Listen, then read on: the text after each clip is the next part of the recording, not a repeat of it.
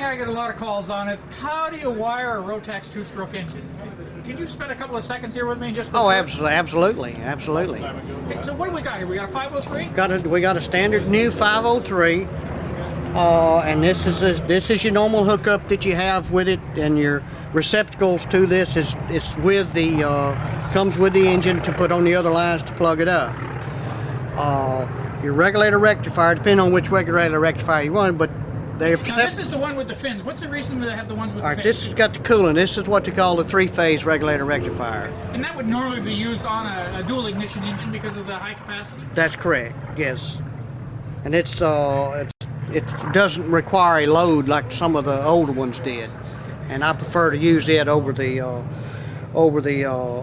little cheaper, inexpensive one because it will regulate and you maintain your battery voltage correctly, where the other one will overcharge it a lot of times. And the other one gets awful hot and burns out over a short period of time. Yes, that's correct. Okay. So we have what, two series of wires here? Got two series of wires here. In the wires with the 4 connectors, you got your 2 kill wires, you got your gray leads, your tack wire, and then you got a brown wire, which is a ground wire, which is hooked to the side of the engine right up here. All right. The other 2 leads is coming from your coil. That's your power that you're going to run, that we're going to hook up to our regulator rectifier to charge our battery with. Now this regulator rectifier is the black wire is your positive lead. You can hook any 2 of the yellow wires to either side of this connector in here coming out of the stator. That's your charging wires. All right, then the case of this regulator rectifier needs to have a good ground that goes back to the engine and grounded to the battery properly. One of the main problems we have with regulators not charging properly is not a good ground back to the engine and the battery. It's a major problem with them most of the time, the connections. And I guess with those fins, you'd really want, if you could, get it out in some sort of get it out to where it does have a little bit of airflow across it, so it'll dissipate the heat out of it. Now that's for a 503. Basically, the 582 is exactly the same thing. 503, 582, and the 447 are all the same. Okay, the 447 would only have the one switch though for the ignition. Right, it'll only be a single ignition, so it would have less wires, only 1 kill wire in this connector here. Now we've also got some 912s. Can we go over and have a look at 912? Absolutely. Okay, so this is the 912 here, and basically the wiring diagram and all the 912s, 914s are the same. That's correct. They're basically the same, but we're going to do the short version of how this works, but get your manual and look at your manual and read the manual exactly, because there's several different ways you could wire this up depending on how the manufacturer designed his aircraft and how he wants it wired up to some degrees. But basically the 912 series engine comes, this is your charging leads, the 2 yellow leads that's coming out of the engine. This is your charging leads, and they essentially go to the GG side of your regulator rectifier. Now the regulator rectifier has this nice little black connector that you plug in and plug these wires into it, that plugs into here. All right, the B plus is your main charging wire.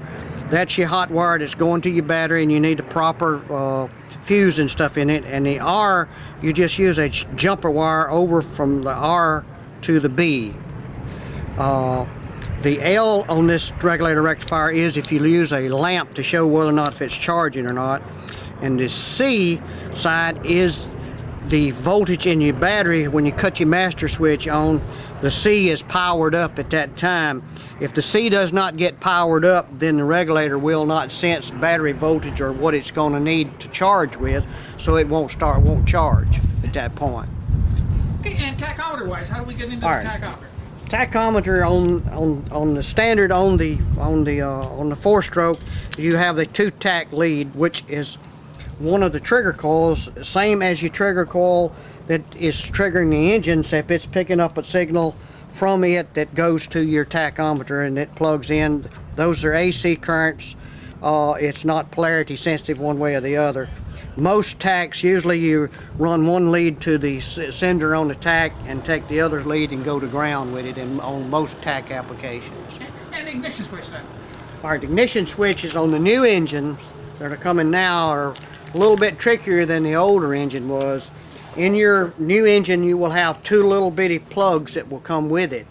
And they go on these nice new little connectors that we have on the new engine, and they plug in right here, one here and one here. And if you're not familiar with the newer engine and stuff, I've had a lot of people that couldn't figure out where to put their kill switch, but the new engines, you plug your kill P leads into these two terminals right here. Now they've got it looks like they've got a new setup for mounting the coils as well.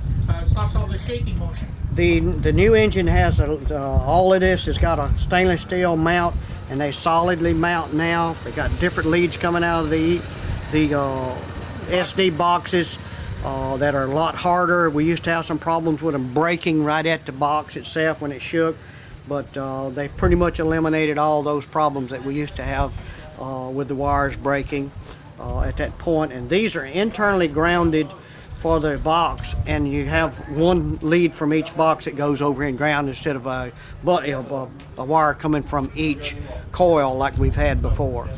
Thanks again, then, Ronnie. All right.